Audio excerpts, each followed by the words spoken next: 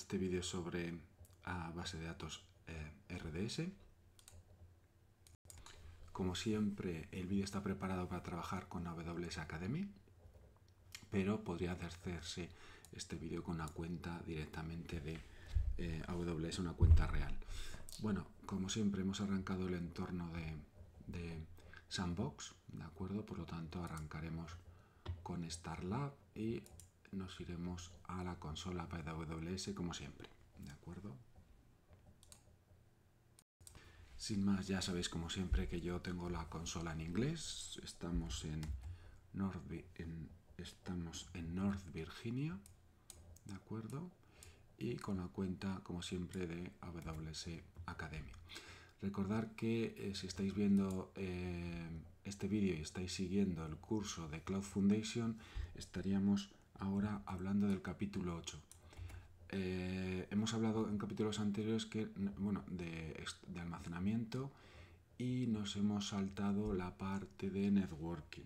Esta parte de networking la veremos el próximo lunes, el próximo día, por lo tanto no hay ningún problema. Vamos a ver directamente en la parte de base de datos, que se puede ver capítulos salteados, en donde vamos a ver lo que es RDS, vamos a ver una demostración. Posteriormente vosotros podéis hacer lo mismo o de una forma parecida haciendo el laboratorio 5 y un enlace que os dejaremos en Classroom también. Y no hablaremos de DynamoDB, que lo dejaremos para un vídeo posterior, para otra sesión. Por lo tanto, esta parte, si queréis, no hace falta hacerla, y tampoco la parte de Redshift, que es bases de datos Data Warehouse. Es un warehouse, ¿de acuerdo? Si le queréis echar un vídeo o un vistazo, no hay problema. Aurora lo comentaremos ahora, ¿de acuerdo? Entonces, excepto la sección de DynamoDB, que la comentaremos otro día, nos vamos a centrar en este vídeo en RDS, que es más que suficiente para la clase de hoy, ¿de acuerdo? Y si queréis hacer el laboratorio 5 después de lo que voy a hacer yo, pues es prácticamente lo mismo, ¿de acuerdo? Lo dejo por aquí abierto, pero voy a hacer primero la demostración y luego hablaremos del ejercicio. Bueno, si nos vamos a servicios, tenéis en la parte de base de datos la mayoría de las bases de datos, no todas, ¿de acuerdo? Aquí tenemos muchísimas bases de datos, aunque ya digo que no todas porque algunas de ellas están aquí en la parte de analíticas. Esa parte de Redshift que os acabo de comentar ahora, que podéis ver un vídeo en la clase de teoría, estaría en analíticas, ¿de acuerdo? Aquí en analíticas tenemos la parte de Redshift, pero está muy lejos de lo que queremos hacer hoy. Y dentro de la parte de base de datos nos vamos a centrar en lo que son bases de datos RDS, ¿de acuerdo? Por lo tanto, cogemos RDS de aquí, bien del panel de visitados recientemente si lo tenéis, o de la barra de búsquedas por RDS, ¿de acuerdo? Bueno, la abreviatura es Relational Data Services. Es un servicio que lo bueno que tiene este servicio es que está administrado por AWS, ¿de acuerdo? No nos tenemos que preocupar de nada porque va a ser AWS el que va a hacer la gestión del servidor, de mantenerlo activo, de que crezca, de que no tengas que tener ningún mantenimiento y tú solo dedicarte a la parte de tus tablas y tus datos. Por lo tanto, es un servicio que se conoce como administrado por el proveedor de nube. Otros proveedores de nube, como puede ser Azure de Microsoft y Google, tienen servicios exactamente igual. Es decir, el proveedor de nube se hace cargo de la infraestructura de AWS. Se hace cargo de la infraestructura de la base de datos SQL, ¿de acuerdo? Y tú solo te tienes que preocupar de los datos. Por lo tanto, no necesitas instalar un Windows, no necesitas instalar un Linux, no necesitas instalar un Linux y luego instalar un MySQL, no necesitas instalar un Windows e instalar un Microsoft SQL Server. Simplemente aquí instalas el servidor que tú quieras y el mantenimiento lo va a hacer todo Amazon, cosa que en clientes grandes es mucha ventaja porque no te tienes que preocupar de nada excepto de tus tablas y de tus datos. Quizás es un servicio que a lo mejor no sea barato y en alguna empresa pequeña pues a lo mejor sí que nos interesa hacer como hacemos como lo hemos hecho hasta ahora. Lo que hacemos es virtualizamos una máquina con EC2, ¿de acuerdo? Metemos un Linux y metemos un MySQL. Vale, lo metemos todo en una máquina virtualizada, aunque esté alojada dentro de EC2, y porque lo considero más barato que este servicio. Pero en empresas grandes es un servicio que quita muchos dolores de cabeza y te dedicas a hacer tu compañía, a gestionar tus datos, a que tu base de datos funcione bien, pero no el trabajo rutinario de mantener el servidor a nivel físico, a nivel de rack, a nivel del servidor, que se rompa un disco duro y lo tengas que cambiar, a nivel de tener un sistema de alimentación ininterrumpido, aire acondicionado y todo eso que tenemos que tener en los data centers de las compañías si tenemos el data center en nuestros edificios, ¿de acuerdo? Por lo tanto, todo el tipo de servicios que tú te despreocupas y el proveedor se ocupa de administrarlos, es lo que se llaman servicios administrados por el proveedor de nube.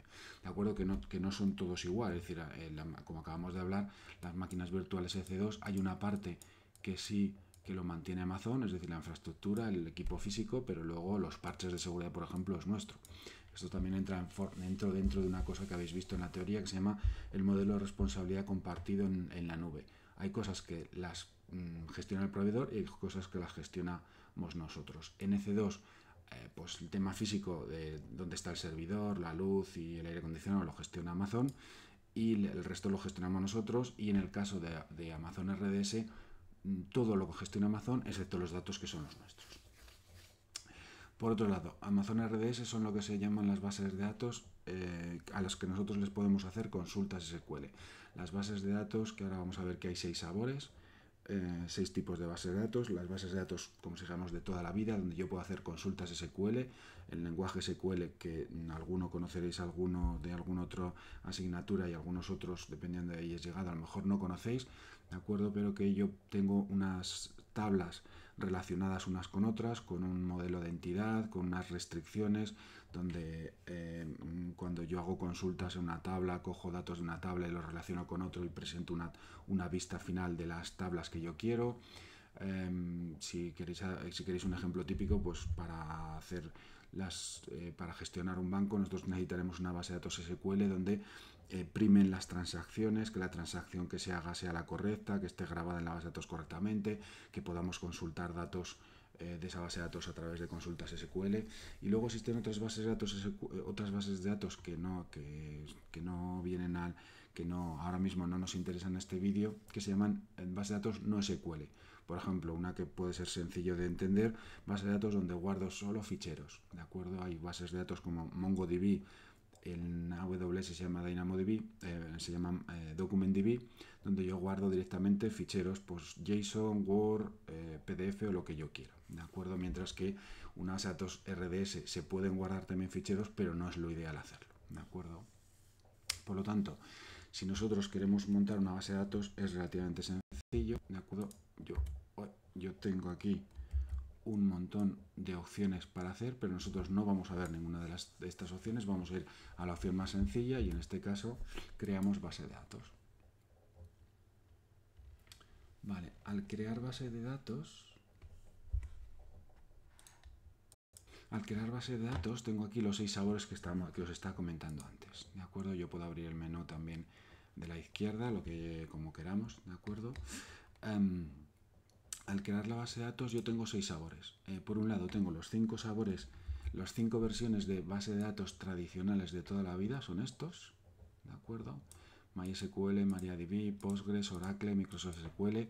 Habréis visto en otras asignaturas, pues para empezar base de datos, habréis hecho cosas con Access, ¿de acuerdo? Donde también podéis hacer, donde habéis aprendido también en esa asignatura de base de datos temas de SQL, ¿de acuerdo? Aunque sea pequeñito, bueno, pues esas consultas SQL yo lo voy a poder hacer a todas estas bases de datos que tenemos aquí. Estas bases de datos que he marcado son las que han existido toda la vida, y luego AWS tiene una base de datos propia que se llama Aurora, que es compatible con MySQL y con Postgres, pero que ha sido creada especialmente por AWS para que funcione mucho mejor que el resto de las 5 que han existido toda la vida, que algunas de ellas tienen más de 30 años, ¿de acuerdo? Entonces ha sido creada nativamente en la nube y tiene mayor rendimiento y tiene opciones de crecimiento mucho más acelerado, se puede crecer más y se puede gestionar mejor la base de datos a nivel mundial, porque es una base de datos nativa que se llama de Internet, ¿de acuerdo? Pero bueno, nosotros no vamos a hacer eso, vamos a hacer el caso de un MySQL que es muy conocido, por ejemplo, para que os hagáis una idea, Twitter, que ahora está muy de moda, ya sabéis por qué, porque lo ha comprado Elon Musk, ¿de acuerdo? Por 44.000 millones de dólares. Bueno, pues la mayoría de las bases de datos de Twitter están hechas en MySQL, ¿de acuerdo? Elegiría aquí el motor de búsqueda que yo quisiera, la versión de MySQL. Vamos a dejarla que nos da por defecto. Nos pide si queremos meter una base de datos en producción, en desarrollo o en una capa gratuita. Nosotros elegiremos capa gratuita, pero fijaros, en producción o en desarrollo lo que tendremos es una instalación lo que se llama multi-AZ. Multi-AZ, ¿qué significa? Que se va a instalar mínimo 2 bases de datos. Es como si fuera, bueno, ya lo pone aquí, un clúster, de tal manera que si yo estoy en la región, por ejemplo, de España, todavía no abierto, esto sería AWS en la región de España, esto sería la zona de disponibilidad de Huesca, por ejemplo, y esta la de Zaragoza en el Burgo de Ebro, por ejemplo. Vamos a poner Zaragoza, que es uno de los pueblos que hay. Entonces, de que abre una zona de disponibilidad. Entonces aquí instalaríamos una base de datos MySQL principal y en la de Zaragoza la secundaria. De tal manera que si se cayese la zona de Huesca, la zona de Zaragoza seguiría funcionando porque existiría un nodo de la base de datos, que por defecto está en standby, funciona solo uno de los dos nodos y cuando el nodo principal se cae, el standby se levanta de forma automática y sin hacer nosotros nada, ¿de acuerdo? Esto sería para un entorno de producción. Nosotros para probar vamos a elegir FreeTIR, ¿de acuerdo? Elegiremos el nombre de la base de datos, Database 1, elegiremos el usuario de la base de datos, vamos a dejar admin y vamos a poner la contraseña que queramos para esa base de datos. Bueno, acordaros de la contraseña porque nos vamos a conectar a la contraseña, a la base de datos, ¿de acuerdo? Aquí nos va a decir qué tipo de máquina queremos para esta base de datos, es decir, el hardware, 2 CPUs y 1 GB de RAM. Para esta máquina de pruebas es más que suficiente. Perdón, aquí me pide 8 caracteres y le he puesto 7, entonces lo pongo ya bien para que no se queje, ¿de acuerdo? Bueno, luego me dice qué tipo de almacenamiento quiero tener. Va a empezar por un disco de 200 GB. Para una prueba va a ser suficiente, le vamos a decir que 20, más que suficiente, pero es lo mínimo. Y por defecto va a crecer a 1 tera. Como no va a crecer porque va a ser una base de datos que va a ser de prueba y luego la vamos a borrar, pues vamos a decirle que sí. A nivel de conectividad de red, que lo veremos la próxima semana, que tiene que ver con lo que os acabo de comentar en el principio de este vídeo, vamos a trabajar con lo que se llama la red por defecto. La red por defecto es lo que se llama el default VPC, Virtual Private Cloud, por lo tanto vamos a dejar la red por defecto, no hace falta cambiarlo. Y aquí hay un parámetro importante. Cuidado, normalmente las bases de datos se instalan en AWS y no se tiene acceso desde fuera de AWS y siempre está por defecto que no. Por lo tanto, si esto es AWS y yo voy a instalar mi base de datos y no tengo acceso público, si yo estoy ahora en mi casa o en el colegio o donde esté haciendo donde esté viendo este vídeo, querría acceder a la base de datos y no podría, porque solo podría acceder desde otra máquina que tuviese dentro de AWS. Esta máquina 1 sí que podría acceder a esta base de datos, máquina 2 sí que podría acceder, si esto fuera por ejemplo una máquina virtual que fuera una EC2. Pero desde casa no lo voy a poder hacer porque por defecto está a acceso público no. Pero como esto es una prueba y queremos conectarnos a esa base de datos, vamos a decirle que sí, como excepción, pero normalmente vendrá en que no, ¿de acuerdo? Necesitaremos un security group. Este security group es, ya lo hemos visto en máquinas de C2 también, instancias de C2, es un firewall de seguridad y lo que nos va a hacer es que nos va a levantar el puerto para entrar a MySQL, que el puerto en MySQL es el 3306. Se ha activado aquí Additional Configuration y me dice, oye, el puerto que te voy a abrir es el 3306. Entonces, en este firewall de seguridad de base de datos propio de Amazon, que se llama Security Group, me va a abrir el puerto 3306 para poderme conectar, ¿de acuerdo? Vale.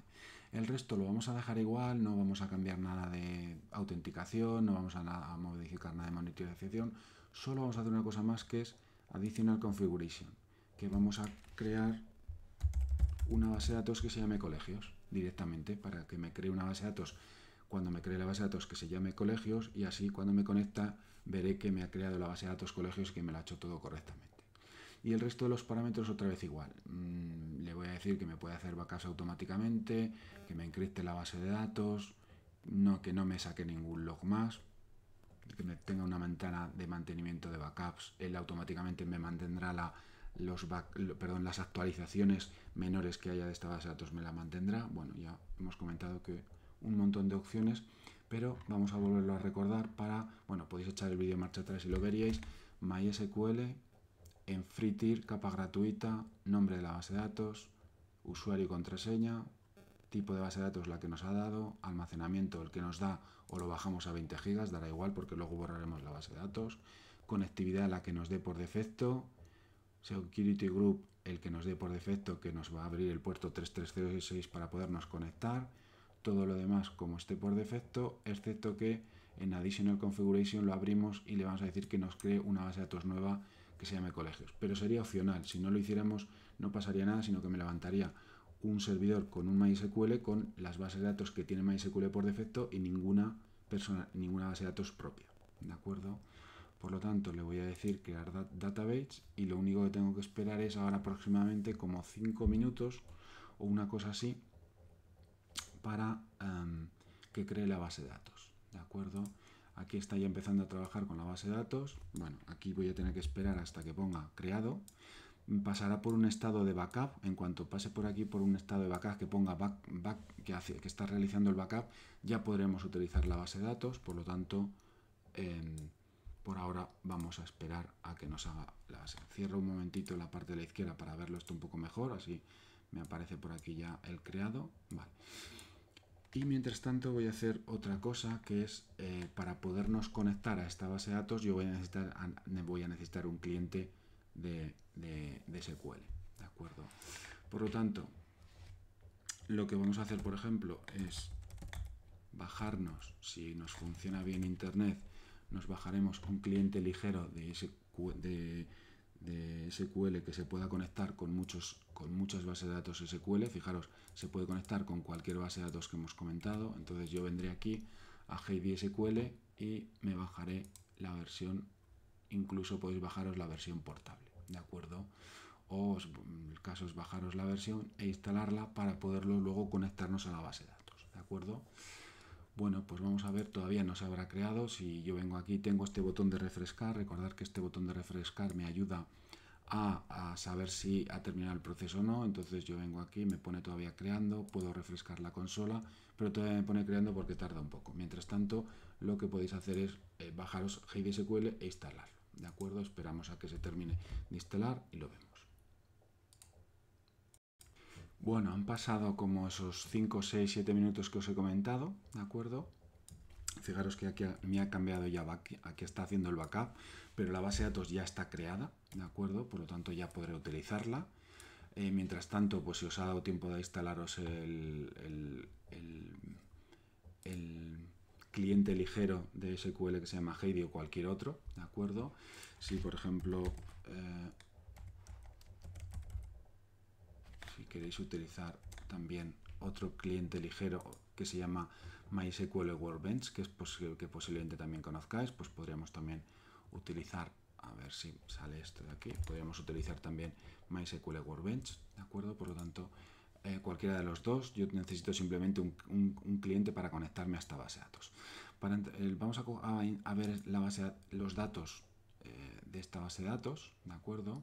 Fijaros que si yo pulso en la base de datos, me aparece aquí una serie de, pues en qué zona disponible me la ha creado de North Virginia. Hay 6 zonas de disponibilidad y él automáticamente me la ha puesto en la F. Podríamos haber elegido zona de disponibilidad, pero todavía no sabemos, entonces le hemos dicho que nos la instale donde quiera. En conectividad y seguridad sabemos que el MySQL va por el test 306 y súper importante, ¿de acuerdo? El endpoint. El endpoint es la dirección a la que yo tengo que hacer la llamada con el cliente de SQL por el test 306 para poderme conectar a esta base de datos. Y esto lo puedo hacer porque lo tengo aquí en público, ¿de acuerdo? Si no estuviera público, como hemos comentado antes, no me podría conectar a esta máquina, ¿de acuerdo? Por defecto esto vendrá que no y no cambiaremos el parámetro, excepto cuando hagamos este tipo de ejemplos, porque las bases de datos están en redes privadas por seguridad para que no acceda nadie desde fuera de la nube de AWS, ¿de acuerdo? Pero en este caso nosotros lo necesitamos. Por lo tanto, lo que haremos es conectarnos a este endpoint que me voy aquí a copiar, ¿de acuerdo? Por este puerto, con el usuario admin que nos ha dado por defecto y con la contraseña que hemos puesto. Por lo tanto, para eso lo que vamos a hacer es irnos al cliente de SQL, que lo tenemos aquí, ¿de acuerdo? Ya lo he abierto. Entonces aquí arriba me dice qué tipo de SQL quiero conectarme. Yo le voy a decir que a un MariaDB o MySQL es lo mismo. MariaDB es una versión de MySQL que se hizo cuando Oracle compró MariaSQL. Entonces se pensaba que iba a desaparecer MariaSQL y se hizo o que Oracle iba a poner condiciones muy estrictas a MySQL, y entonces se derivó a una versión de comunidad que se llama MariaDB, ¿de acuerdo? Por lo tanto es la misma. Yo voy a cambiar aquí el endpoint, voy a poner admin y la contraseña que habíamos puesto cuando lo hemos lanzado y el puerto 3306 por defecto, ¿de acuerdo? Por lo tanto ya tengo aquí los datos necesarios para conectarme a la base de datos, y como le hemos dicho que es una base de datos pública, cuando yo le digo abrir se va a conectar, si va todo bien, y me va a conectar a la base de datos.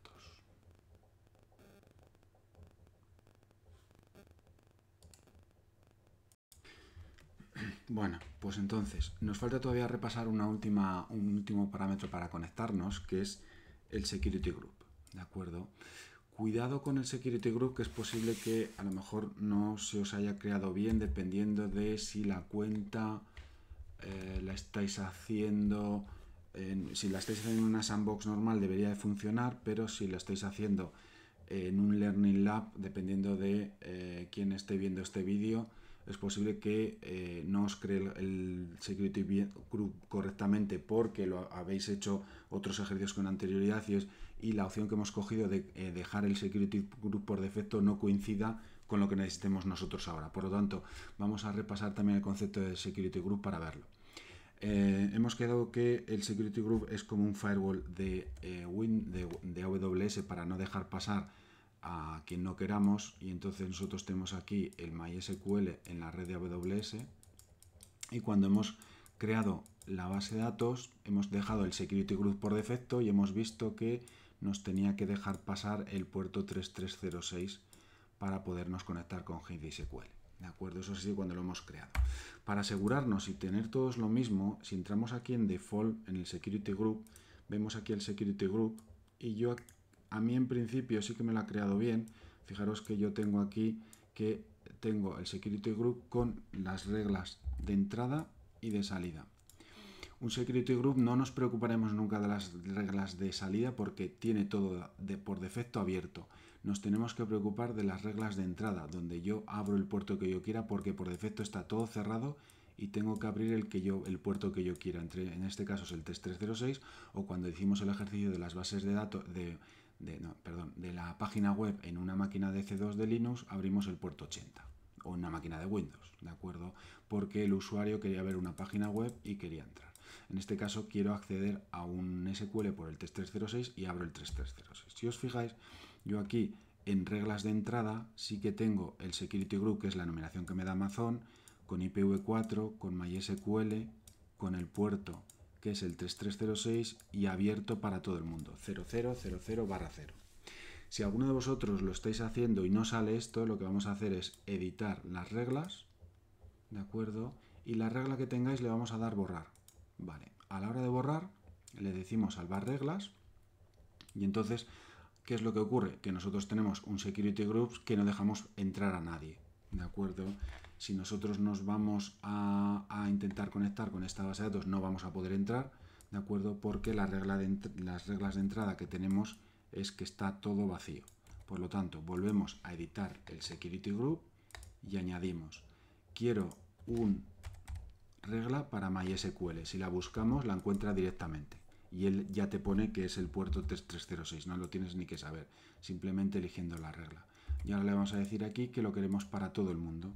Todo el mundo en AWS es todas las direcciones de internet, que es la 0000/0, significa cualquier IP de Internet, ¿de acuerdo? Por lo tanto, cualquier persona que tenga el usuario y la contraseña para entrar en esta base de datos va a poder entrar, pero es una base de datos que estamos aprendiendo, por eso por eso nunca se ponen las bases de datos públicas en Internet, sino que es solo accesible desde otros servicios de AWS, pero como estamos aprendiendo, le estamos dando acceso público, ¿de acuerdo? Nada más de hacerlo de acceso público nos intentarán hackear esta base de datos con el usuario y la contraseña que hayamos puesto, pero bueno, luego la borraremos y ya no hay ningún problema. Le decimos salvar reglas y entonces ahora sí que vemos que en reglas de entrada tenemos el security group que está asociado a esa base de datos con MySQL 3306 abierto a todo el mundo.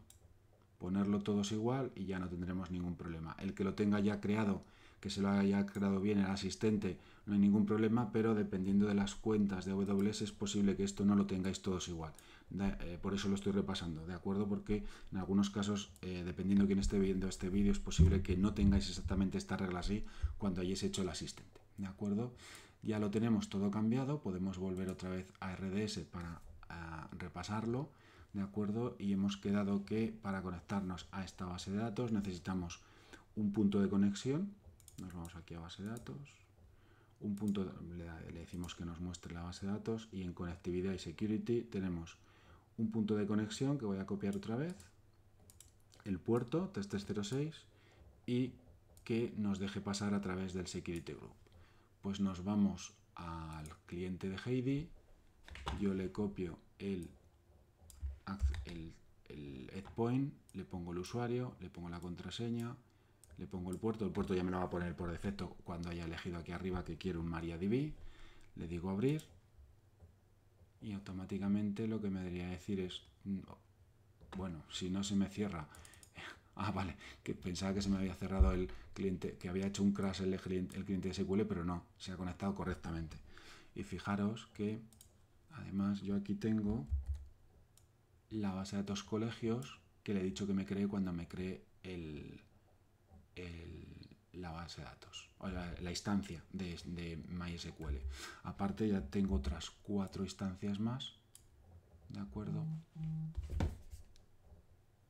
Tengo otras 4 instancias más. Tengo otras 4 instancias más que son propias de MySQL, ¿de acuerdo? Pues como habéis visto nos ha funcionado la base de datos. Yo ahora dependiendo de dónde estéis, si lo estáis haciendo el ejercicio en una sandbox, directamente paramos la sandbox y nos va a ir todo directamente, nos borra la base de datos, pero para aprender a borrar servicios en AWS yo cojo y le digo, marco la base de datos, le digo delete.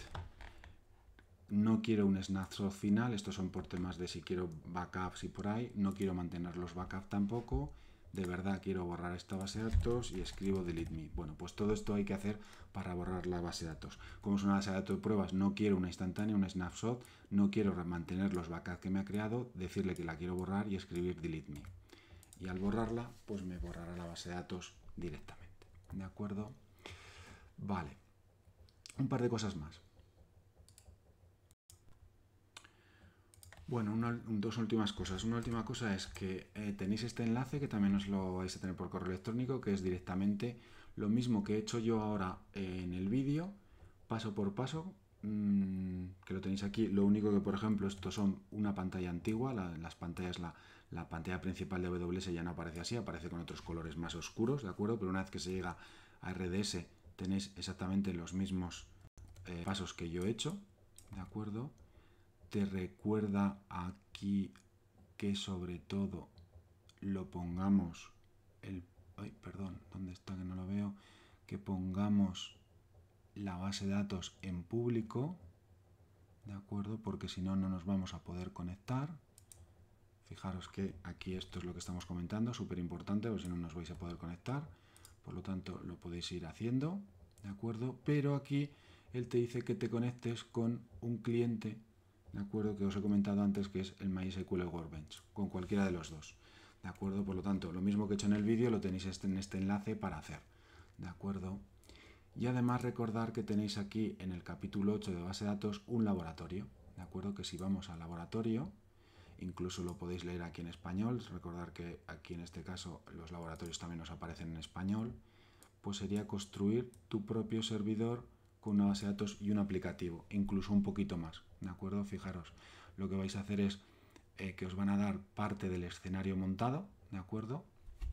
Es decir, os van a dar todo esto montado. La próxima semana hablaremos de redes públicas, redes privadas, pero bueno, un escenario montado en zona de disponibilidad 1 y zona de disponibilidad 2 con 4 redes, ¿de acuerdo? Una red pública, una red privada y en la red, dos redes públicas y 2 redes privadas, tanto esto sería Huesca como esto sería Zaragoza, ¿de acuerdo? Esto te lo dan ya todo montado, no tenéis que hacer nada y al final del ejercicio, que va súper guiado, fijaros que lo vais a hacer es poner un clúster de base de datos, una principal y una secundaria, y vais a enlazar la base de datos con una aplicación que ya os han dado. Como el ejercicio va súper guiado, es muy bonito también y lo podéis hacer, ¿de acuerdo? Creamos un security group, ¿de acuerdo? En lugar de utilizar un security group dado por el asistente como he hecho yo, aquí nos crearemos un security group, ¿de acuerdo? Vamos haciendo las instrucciones, crearíamos la instancia en multi-AZ como os he comentado antes. Como van súper guiados los ejercicios, no os vais a perder, ¿de acuerdo? Y aquí nos pone interactuar con la base de datos. Cogemos el endpoint, lo mismo que os he explicado yo, cogemos el endpoint, la base de datos, el usuario, la contraseña, ¿de acuerdo? Y nos conectamos con el aplicativo que nos han dado, ¿de acuerdo? Por lo tanto, si os apetece hacer este ejercicio también está muy bonito porque lo que os pone aquí es que abráis la IP del servidor web, ¿de acuerdo? Y os conectéis conectéis la base de datos con ese aplicativo a través de un interface que os van a dar en el propio aplicativo. Bueno, intentar hacer también este ejercicio es un poquito más complejo, ¿de acuerdo? Pero también bastante chulo y el tema de redes lo hablaremos la próxima semana, ¿de acuerdo? Bueno, pues sin más, esperando que con este vídeo y con estos ejercicios os introduzcáis un poco en el servicio de RDS, que son bases de datos que yo puedo hacer consultas SQL, bases de datos relacionales que se llaman. Nos despedimos hasta el siguiente vídeo, que serán redes. Hasta luego.